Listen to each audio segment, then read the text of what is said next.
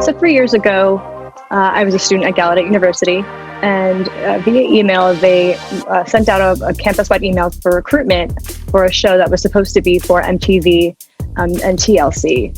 So I auditioned, but hadn't heard anything back for a very long time, until about a year ago, where they said that now instead of MTV and TLC, it is now a Netflix production. So I kind of tried out again and re-auditioned again to see whether or not we'd be a good fit for the show. And I actually was selected, and that's how the whole process started.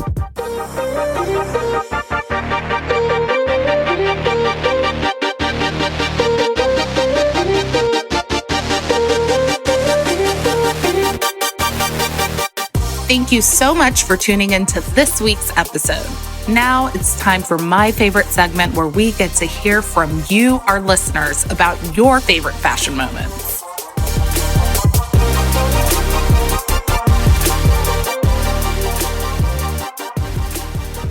Hello, this is Megan from Kansas City. My favorite fashion moment of all time is meeting the late and great Franca Sozzani, editor-in-chief of Vogue Italia. I was a student at the time studying fashion in Milan, and I was given the opportunity to go to her book signing for her latest book, Capricci della Moda. I was so nervous. I didn't know what I was going to wear, and I didn't know what I was going to say. But when we got there, we went down a long corridor full of all of these photos from past editions, and I got so excited. I was able to finally meet her, and she was so unbelievably humble. She was just as excited to meet us as we were to her. I got a signed copy of her book and also the Spring and Summer 2011 preview edition for Vogue Italia with Gisele Bündchen on the cover. I will never forget that. It was by far my favorite fashion moment of all time.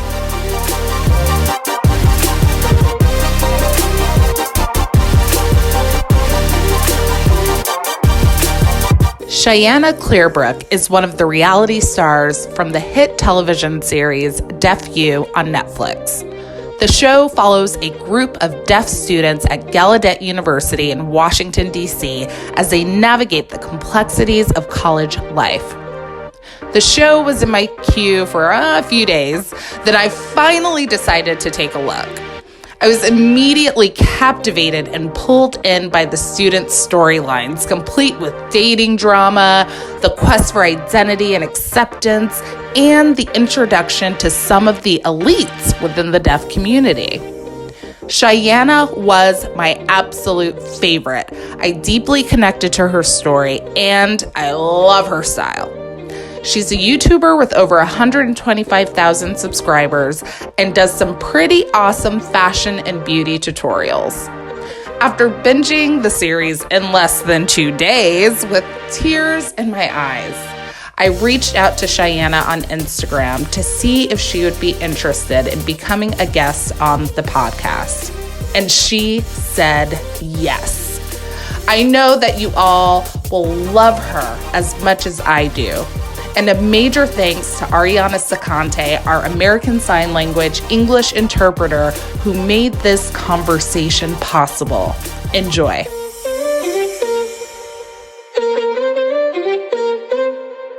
I'm a major fan of you and your journey. Thank you. And you are just so fabulous on the YouTube, girl, with all the looks. Like, I am here for it. So I'm so glad you were able to make it. And welcome to a fashion moment.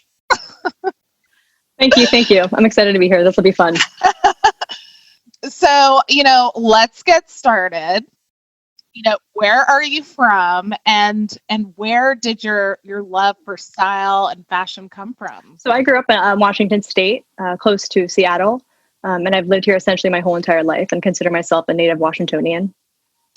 And fashion really came to my attention, and I'm thankful for my free coda friends, my three girlfriends.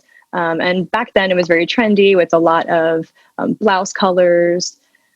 So me growing out, I was very tomboyish and didn't really dress as stylish until these three coda friends called me out. they suggested that I should dress up and be more fashionable, and stated to give me more confidence inside. So I went home and threw out most of my clothes, went shopping. And my grandmother also too was an inspiration. We just have to pause because I've seen her YouTube videos and I love your grandma. Oh my God. Like her eyeshadow, her looks, like the beauty is just so on point. And she seems like such a loving, caring person. And I just love watching her on your videos. And Che too. We gotta give love to Che. Yes, definitely. Really, my grandmother always had a lot of purses growing up. I think she had over 100 purses and a lot of rings. So that's where I kind of also get my fashion inspiration from. She has a shoe obsession as well, which is also kind of carried over to me. I love it. I'm curious, like, what inspired you to start your YouTube channel and start doing videos? So a few years ago, my best friend and I always wanted to do something where we could spread awareness about disabilities and deafness. And YouTube was already very popular a few years ago, and a lot of my role models were on YouTube filming a lot of videos. But also we recognized that there were no deaf representations. So my friends and I decided to start, and we grew a lot from there. And we didn't really have any expectations in terms of what it turned out to, but it turned out to be something bigger than we'd thought. And I think that my channel too gives deaf culture and deaf people a motivation to kind of inspire them that they can do things and be successful. Love it. Love it. Love it. I mean, I'm in the hearing community and I love your show. Everybody should watch the YouTube channel. And I love the music video that you just released as well. Amazing. Yes. Thank you. Thank you. So is music something that you're going to do more of? Like, what's going on, girl? Yep, I definitely plan to do more of that music. The person who I already work with actually made a lot of songs and turned my poem that I wrote into lyrics with a song. So that will come ahead with more videos to follow. Amazing. I got to ask, okay, how in the world did you end up on Deaf U on Netflix? Like, how did that happen? So 3 years ago, I was a student at Gallaudet University. And via email, they sent out a campus-wide email for recruitment for a show that was supposed to be for MTV and TLC. So I auditioned, but hadn't heard anything back for a very long time, until about a year ago, where they said that now instead of MTV and TLC, it is now a Netflix production. So I kind of tried out again and re-auditioned again to see whether or not we'd be a good fit for the show. And I actually was selected, and that's how the whole process started. That is so wild. I must say, you were my favorite. Hello. Thank you. Out of all the gals. And I really connected with your journey, like on a very deep personal level. Like, I mean, I was binging it. I was crying. I was laughing. I too grew up in the church.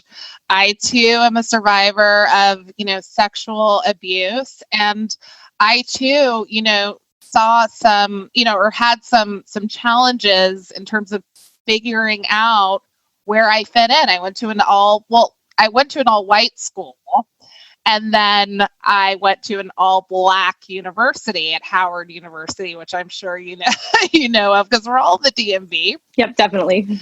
Yes. So, there were times where, I didn't quite see myself fitting in with, the very wealthy Black folks. And then I, couldn't quite identify with some of the other folks from different areas. And I was just kind of like, where do I fit in? And there's this frustration, like, we're all Black, right? We're all the same. So like, why are we treating each other as if we're different? But the thing is, there are differences, and those differences, should be celebrated. But I think my expectation was to be embraced, in a different way because of where I came from. So when you went through your journey, I was just like, oh my God, Cheyenna! Like, my heart just like, I just felt for you in that moment. So I'm curious, like, what did you learn from that experience? I know that you released a video on Instagram and addressed a few things, because Lord knows the hearing community over here, we didn't know about the elites. I was like, elite what? you know? So I'm curious, like, what lessons did you learn from your experience? So growing up, I was deprived from anything related to the deaf community or culture. Wasn't familiar what was going on in that kind of quote unquote world, and kind of pursued my life in a hearing world with my hearing family. And didn't really realize this difference until I really went to Gallaudet University and recognized that these groups existed. And in that experience, I questioned myself. I couldn't identify like you to where I belonged. I couldn't find one that was similar. I tried really working hard to kind of join those group, kind of the elite group, and that was challenging. So I had to find my own group to kind of take a more introspective look at myself and say that I'm not like them, and that there's a lot of other deaf people that share that similarity with me as well that I relate better with. So that was my lesson that I learned is it's okay to not fit in. It's important that I fit in myself, and I'm content with what people I have that are present in my life and this at this current moment, and not spend that time wishing or hoping to be part of other groups that actually can pull you down, and be grateful for what I have, grateful for those people that actually see me and connect with me. Love that. Love that. Being seen. Yes, yes, yes. You know, I just personally wanted to ask you something that I struggled with, being a survivor of sexual abuse in fashion is sort of, I'd never realized just how conservative I was and just how much I wanted to cover up, like subconsciously. I just never thought about it. I just thought, hey, this is the way I dress, until one day my therapist brought it up and was like, hey, Kirsten, maybe you should like go to the store, just try on like, a V-neck or like a sexy dress, and just see how you feel. I was like, oh, that's not really my thing, and she made that connection to sort of that experience and being covered and sort of feeling protected. I'm wondering if you had something similar and sort of like, how did you get over that? And did you push yourself? Like, was it something that happened on the inside? I'm just curious. I can definitely relate to that 100%. I felt anxious about what I was wearing because I really wanted to wear certain things and match with current trends, but I also didn't want to show and be misunderstood or have similar experience like that before, where they're not looked in the wrong way. So I overthought, and it caused a lot of anxious thoughts and for me. I tried to build my confidence and just take a second, take some breaths. And all of that takes time. I know that doesn't happen immediately, but some days I definitely have that subconscious thoughts because I want to wear a specific thing, and then I'll prevent myself from wearing that. And I'll kind of always go between that teeter-tottering of thoughts. But right now I'm just taking it one day at a time and step by step. And those clothes that are kind of more revealing, and I may not wear them, and they usually just end up staying on the hanger. So I definitely have that struggle. It's definitely difficult. Well, you look good. I'm loving the looks. I'm like, okay, she's wearing the t-shirt as a dress. I'm gonna try that with the thigh boot. I love it. So like, where are some of your favorite places to shop? Like, I hear a lot of ASOS I see a lot of ASOS on the YouTube. I see a lot of Zara. Like, where are you shopping? I think what I love most is Zara. I think that is definitely my style and fits closest with my brand. I have a lot of Zara items. I also, too, I've noticed that I love European style. I was always much more fascinated in European style and fashion. So I definitely shop from more European companies than American, like Misguided, Boohoo, Nasty Gal, ASOS, yes. Lioness, which is from Australia. Yes. Who's that's a really cool brand too. So I'm with all that.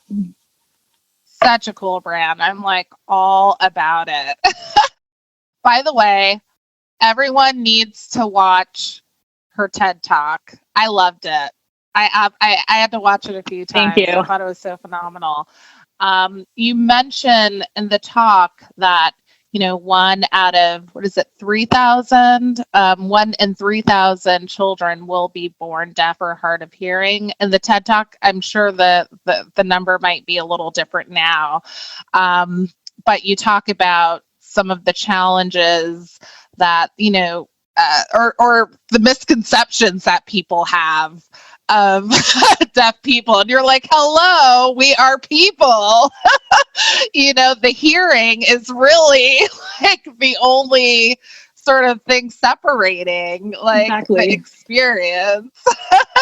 So I'm curious, just from your personal your personal life, what would you say is one of the biggest misconceptions that people have about you and your brand and what you're doing as a person from the deaf community?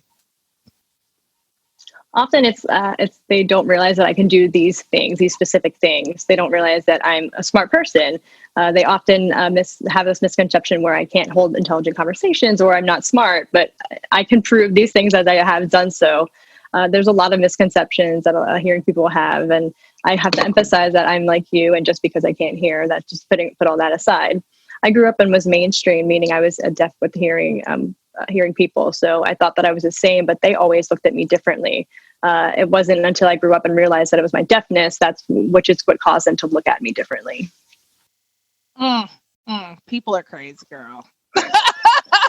Yes, tell me about it. So I have to ask you, this is a fashion moment, so I always have to ask, what is your favorite fashion moment of all time? It can be personal, it can be professional, it could be something that you've seen or watched. I always loved street style clothing, streetwear, because I follow a lot of influencers that are always wearing street style clothing. So I always, for example, Heidi Beamer. Oh yeah. Wait,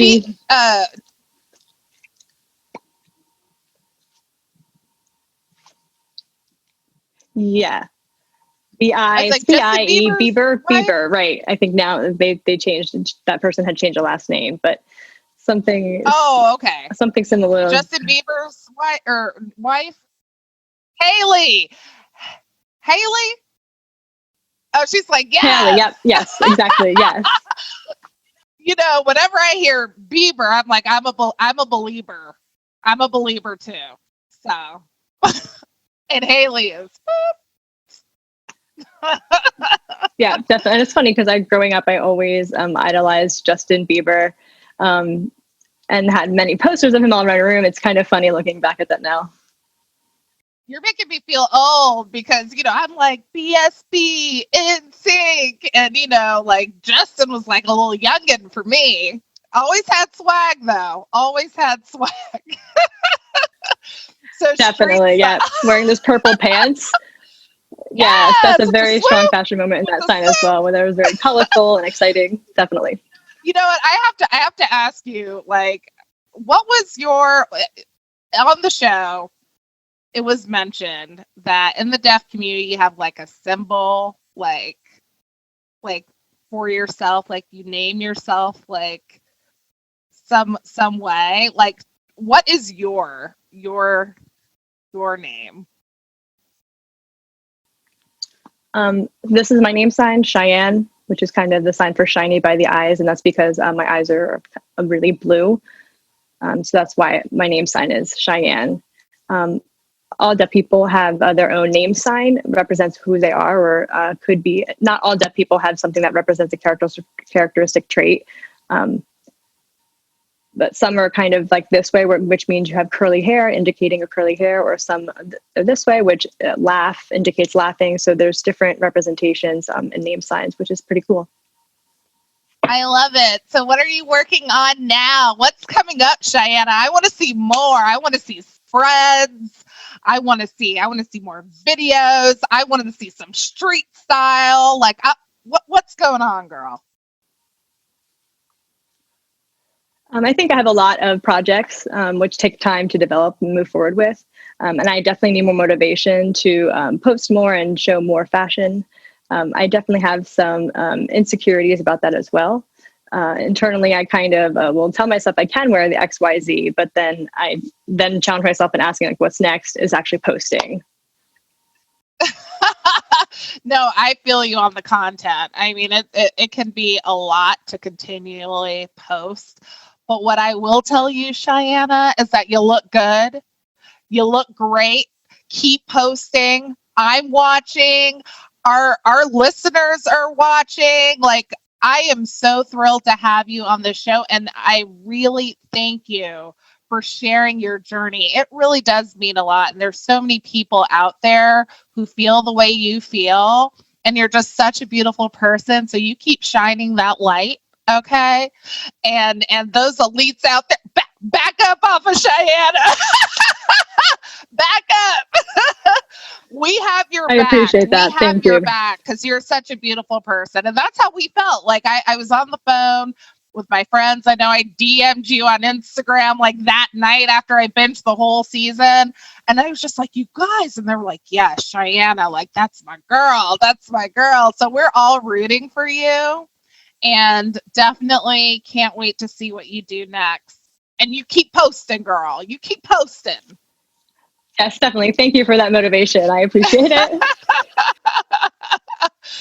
All right. Well, thank you. That is all. That's all we got. And we'll post all of your videos and amazing talks in the show notes. Thank you so much for coming on the show. And again, you are always welcome to come back. If you have another project, you come back on A Fashion Moment and we'll talk about it. Of course, we'll do. Thank you for your time too today and allowing me to be part of your journey as well. This is really great. It's really nice. Oh, thank you. I'm so happy. All right, bye. Bye. Take care. Have a good day.